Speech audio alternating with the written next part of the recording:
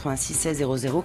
Également, si vous organisez quelque chose ce week-end, vous pouvez en parler en direct à la radio. On se fera un plaisir. Avec des cadeaux week-end, c'est ce qu'il vous faut envoyer si vous voulez tenter de gagner 2 places de cinéma pour aller voir le film de votre choix. Pas ce soir. Ce soir, tout le monde est devant la télévision pour Al d'Orsay, dont on va parler dans quelques minutes. Week-end au 7 1 2 3 71 23. Il y a d'autres cadeaux également, Nathalie. Il y a également ce guide, le guide des fruits de Tahiti et ses îles, de Daniel Pardon, qui est avec nous aujourd'hui. Et vous pouvez vous envoyer fruits. Légumes. Fruits. Ok. Fruits au 7 1 2 3 pour gagner donc ce guide. Et vous avez quelques 20 minutes avant qu'on effectue le tirage au sort. Daniel Pardon, bonjour. Bonjour. Guide des fruits de Tahiti et des îles. Après les graines, après qu'est-ce qu'il y a comme c'est le 10e bouquin en fait. Oui, c'est ça, J'ai regardé ça en début de semaine avec effroi. Et on met de côté les articles, les nombreux articles que vous avez écrits dans votre carrière de journaliste. Non, c'est une réédition, mais en fait très complétée. La première faisait 260 pages, là on est à 450, à 430 ou 440. On a complètement refondu le bouquin. On va parler de son contenu dans un instant. Pourquoi ce format? Parce que c'était le format d'origine. Alors pour le décrire, parce que c'est pas très radiophonique ce que je dis, c'est quoi? C'est format A4, moitié A4? Oui, voilà. C'est parce que nous avons dans cette collection un guide des poissons, un guide des animaux du lagon, un guide des arbres, et donc le guide naturellement des fruits qui est resté sur ce format. D'accord. On n'a pas changé. Je faisais la différence avec le guide des graines qui était beaucoup plus grand. Hein. Oui, plus esthétique. C'était un livre un peu plus beau livre. En fait, il manquait un livre sur les fruits. Oui, absolument. Ni les fleurs, ni les fruits, ni les graines n'avaient de bouquin. Moi, j'aime bien faire les livres que je trouve pas en librairie. Et j'ai toujours été surpris en France où quand on va à Hawaï, quand on va dans les pays anglo-saxons, les scientifiques pondent des dizaines de bouquins de vulgarisation, et puis des bouquins scientifiques, évidemment, des publications. En France, non. Donc, c'est les journalistes comme moi qui faisons de la vulgarisation sous contrôle scientifique. Hein. Jean-François Buteau, Michel Guérin sont des gens qui m'ont aidé. Mais c'est vrai que spontanément, les scientifiques font pas beaucoup de vulgarisation.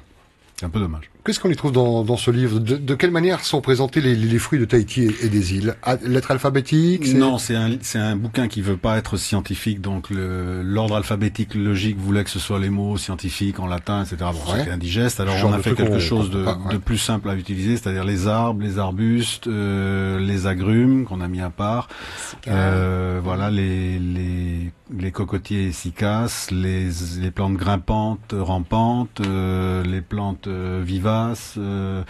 Voilà, on a fait quelque chose d'assez simple. Et en revanche, le classement à l'intérieur se fait par famille, de façon à ce que les gens puissent suivre un petit peu une logique. Guide des fruits de Tahiti et ses îles au vent des îles. On vous parlera d'un rendez-vous à ne pas manquer demain.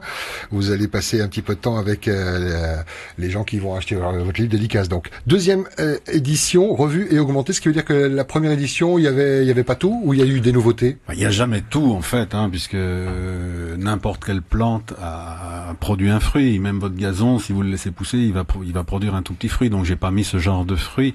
Mais oui, il fallait complètement réaugmenter le bouquin. On a passé 250 ou 300 espèces et variétés. C'est beaucoup plus riche. Entre les comestibles et les toxiques, ça fait quand même beaucoup de plantes. Oui, parce que justement, certaines personnes peuvent faire des erreurs, notamment avec des plantes. C'est arrivé dernièrement d'ailleurs, où il peut y avoir des accidents. C'est-à-dire qu'on consomme une plante et elle est vraiment pas faite pour l'homme. Curieusement, en Polynésie, un nombre incalculable de plantes toxiques est à la portée des enfants. Autour de la Grande Poste, il y a un arbuste qui fait des fleurs jaunes. Bon, tout est toxique, les fleurs, les fruits, la sève, les graines, les racines, tout ce qu'on veut. Bon, c'est à portée de main. Dans les parcs, dans les jardins, partout, il y a des plantes qui sont mortelles.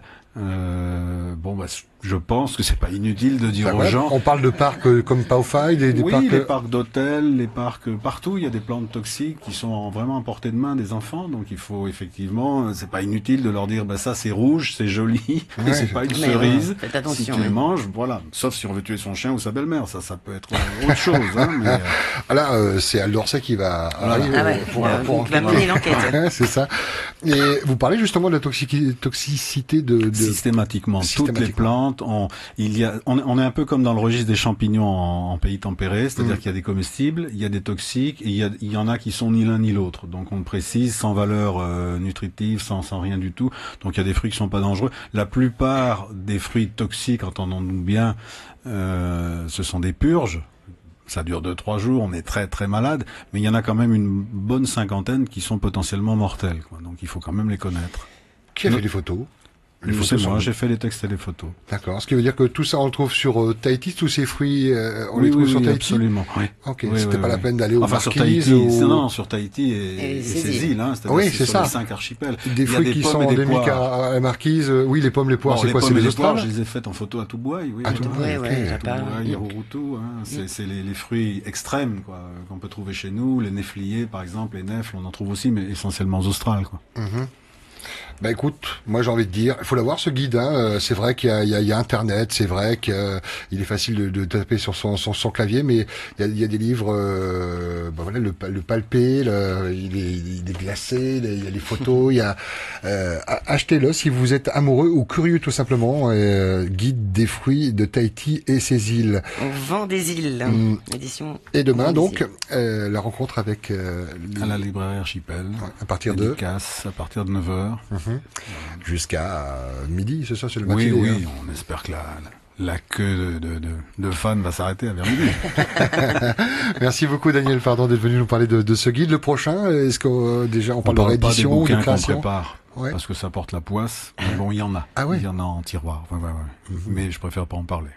Il faudra venir en parler en tous les cas avec nous. Oui, voilà, bien sûr, bien entendu. Merci Daniel, bon week-end, bonne séance de dédicace.